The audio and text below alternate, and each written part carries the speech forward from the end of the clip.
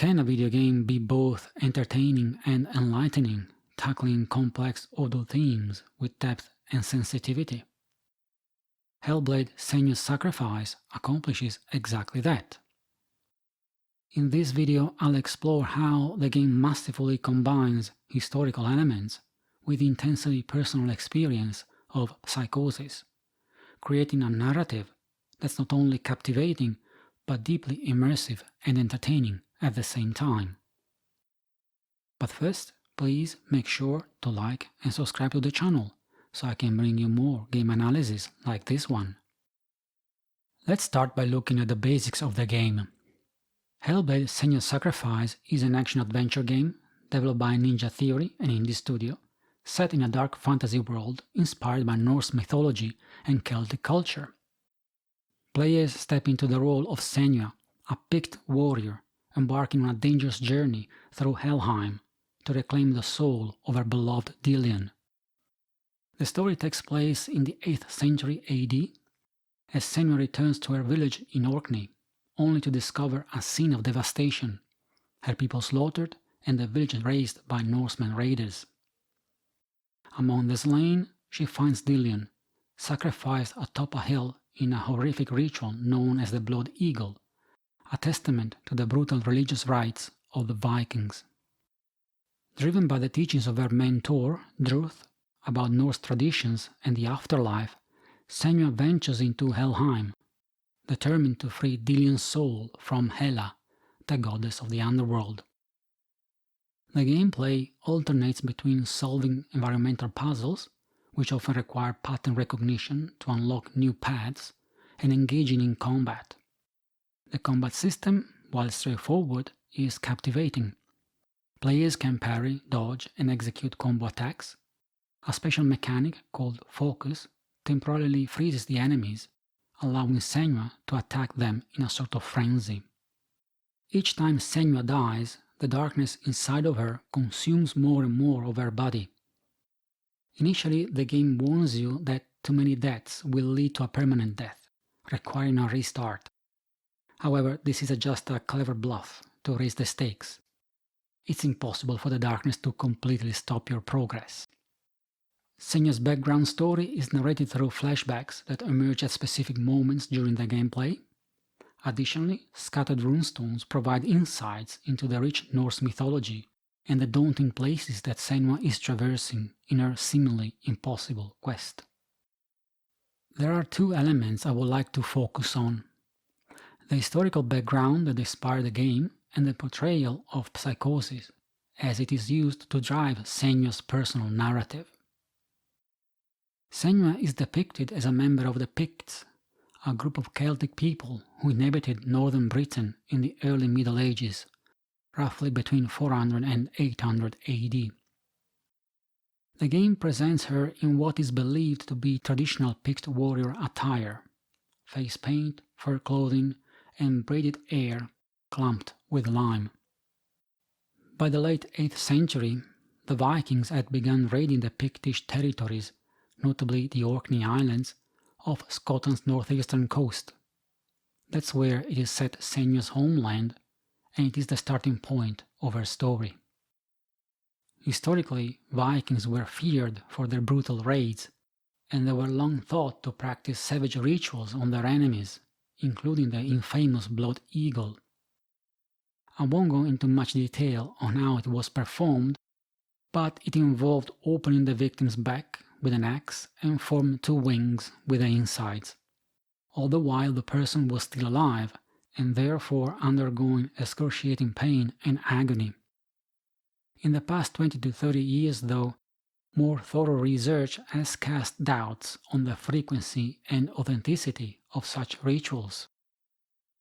While Vikings had a formidable reputation as warriors and conquerors that often made slaves out of the populations they defeated, the extent of their brutality, especially in rituals like the Blood Eagle, may have been exaggerated. First of all, analysis suggests that the ritual was probably performed on just few occasions, and possibly only as an act of revenge. Secondly, the details of the Blood Eagle ritual come from Norse and Icelandic sagas, primarily written for entertainment in the 12th and 13th centuries. Very likely the poets recited them during the long northern winter nights, and therefore exaggerated the details just to captivate listeners. Not only that, it seems that the ritual becomes more and more brutal with each passing century. If only the earliest sources are considered, and depending on the interpretation of ancient Norse grammar, the blood eagle might not have been a literal event, but rather a symbolic or poetic expression, with the eagle just being a carrion beast, the pale bird with red claws perched on and slashing the back of the slain. An additional historical layer in the game is Druth, Senua's mentor, who is inspired by a historical figure named Finden, an Irish Celt captured by Norsemen in the 8th century, who later escaped and became a monk. The word Druth is actually a Celtic term meaning fool, or one who utters the words of gods, basically a synonym for madman. An integral real-life aspect portrayed in the game is Senua's condition of psychosis. Senua's early symptoms led her father to isolate her, subjecting her to emotional and physical abuse, under the belief that she was cursed, due to the voices she could hear in her head. Ninja Theory, the developers, wanted to raise awareness about psychosis, a condition often stigmatized and misunderstood, by collaborating with mental health organizations like the Wellcome Trust, and consulting neuroscientists to depict the condition accurately and sensitively. This effort was well received, earning praise from both players and experts. A warning here, I'm going to talk about psychosis in more detail in this section. I have links in the description to the sources I used, if you need more detailed information. If you feel you might need help, please make contact with your local health services. They might have a helpline you can call, or just visit your medical doctor, and don't be afraid to give voice to what you're experiencing. Early diagnosis is crucial and significantly contributes to a quick recovery. While researching Celtic culture for the game, the developers discovered the term Gellt, used to describe individuals driven to madness by curse, grief, or the trauma of battle. These individuals often retreated to the woods, seeking penance and purgation. The first documented case of a Gellt comes from the 12th century Irish saga Hivnia, or The Madness of Hivnia, likely based on earlier tales from around the 9th century. The story follows Hivnia during the Battle of Moira in 637 AD in Northern Ireland. Hivnia, overwhelmed by the frenzy of the battle, looks up to the skies, and a sensation of horror comes over him, along with a longing to leave the scene and seek a new home. He therefore retreats into the wilderness, living atop trees and surviving on berries and vegetables. This saga also suggests that there were many men in Ireland who chose to live as hermits, likely as Gellt. It is described how, during a battle, a person can become intoxicated with tremor, horror, panic, fear, etc. They see horrible phantoms rise up, constantly tormenting the soldiers, and that probably is the origin of the decision to become Gellt.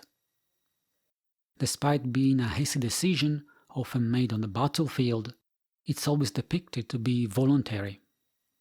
As an interesting side note, Merlin, the famous wizard in service to King Arthur, is probably a Gellt, considering the way he is portrayed in ancient poems.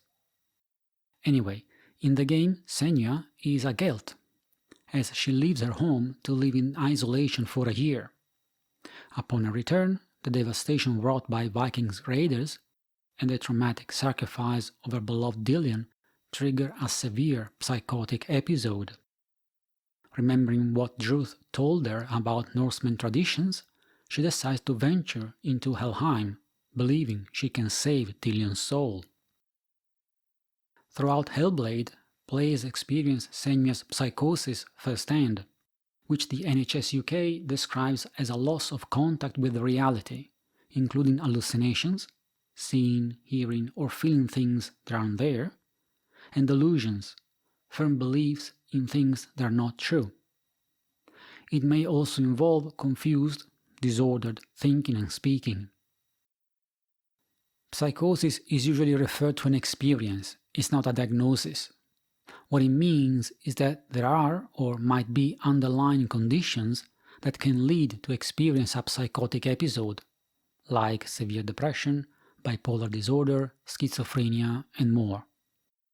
There are even cases where people experience psychosis on its own, without the presence of an underlying condition. The psychotic event can be triggered by a variety of factors or situations, like physical illness or injury, abuse or trauma, alcohol abuse, hunger, lack of sleep, spiritual experiences even. It's most common in young adults, with about 3% of them experiencing a psychotic episode. In any case, it is treatable, and the sooner the people get help, the better the outcome. In terms of how it manifests, we have three forms: hallucinations, delusions, and disorganized thinking and speech. Hallucinations usually include seeing, hearing, smelling, or feeling things that do not exist outside the person's mind. They might see people's faces or religious figures, or see objects that seem to be distorted or move in a way that they usually don't. They can even hear voices that no one else can. Delusions refer to a situation where a person has an unshakable belief about something objectively untrue. They can believe someone is making plans to hurt or kill them, or they may believe they have unlimited power or authority, like thinking they have a lot of money, or they can control the weather, or they can bring people back from the dead. And finally, they might have disturbed or confused speech and patterns of thoughts, like rapid speech, or switch from one topic to another mid-sentence, or a sudden loss in their train of thought, resulting in an abrupt pause in conversation. Unfortunately, there is a lot of stigma associated with psychosis, also due to its representation in the media. Lots of people think that psychotic means dangerous, and that is a synonym for psychopath, but that's plainly wrong. First of all, people that have psychotic episodes are very unlikely to hurt other people. More often than not, they might hurt themselves instead. On the other hand, a psychopath is a person with an antisocial personality disorder, which means they usually lack empathy, are manipulative, and often disregard the consequences of their actions. Therefore, psychopaths are more likely to hurt others than people with psychosis. It's important to underline that the person having a psychotic event is not aware that what they are experiencing is not real. For them, it's true. They believe in it. It's their reality. Therefore, when talking to a person that had one of those episodes, it's very hurtful for them being dismissive or judgmental about what they have felt or experienced. Hellblade presents a profound depiction of psychosis, vividly portrayed through its protagonist, Senua. After witnessing her mother's death and enduring psychological abuse from her father, who believed her to be cursed, Senua is stigmatized by her village. This drives her to become a Gellt, isolating herself into the woods for a year. From the beginning of the game, players are immersed in Senua's experience by hearing the voices she hears. These voices are portrayed with remarkable realism using a binaural microphone that creates a 3D spatial audio effect that mimics real-life auditory perception. This technique enhances the player's immersion, making it feel as though the voices are occurring in the same physical space. For the best auditory experience, the use of headphones is in fact recommended. The voices in Senua's head vary in tone and intention. Some mock her, while others aid her in processing her journey through Helheim. They also serve as a practical function, providing hints to the player and increasing the narrative depth. Senua's psychosis is further illustrated through the game's puzzles, which require her to find patterns and symbols in the environment to progress. The player might need to identify runic letters in the environment by, for example, looking at tree branches from a certain angle, or they might need to reconstruct portions of broken bridges or stairs by, again, looking at them from the correct angle. This is how reality is perceived by a person having a psychotic episode. Distorted, floating in front of their eyes, maybe containing hidden messages. Not to mention that the whole descent into Helheim and Senua's relentless fights against fierce spirit warriors is a clear projection of her delusion of having unfathomable powers that can not only allow her to fight the minions of hell, but that she can even bring back Dillion from the dead. Spoiler alert, I'm about to discuss the game's ending, so please proceed with caution if you haven't finished it. Ultimately, Senua does not succeed in her quest to save Dillion's soul.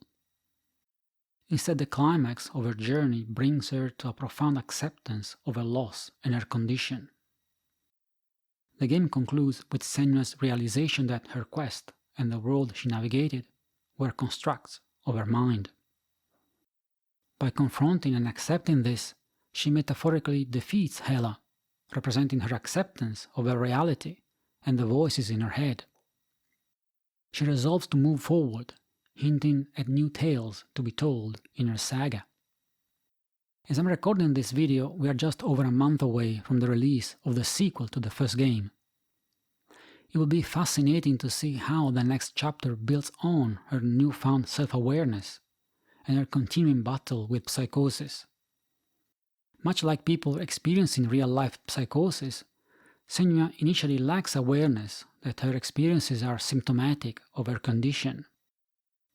However, with appropriate support and understanding, individuals can manage their symptoms effectively and live fulfilling lives. Hellblade serves not only as a narrative experience, but also as a metaphor for this journey towards recognition, acceptance, and recovery. Hellblade: Senua's Sacrifice demonstrates the power of video games to address complex and challenging themes effectively. Ninja Theory excelled not only in creating a high-quality gaming experience, but also in raising awareness about psychosis, showcasing how entertainment can intersect with profound educational content. Hellblade masterfully combines historical narrative with a sensitive depiction of mental illness, encouraging players to empathize with experiences that are often overlooked or misunderstood. If you're looking for more information about psychosis, please check the links in the description below. And if you suspect you might be affected by similar conditions, please seek professional help, or at the very least, have a conversation with your family or close friends.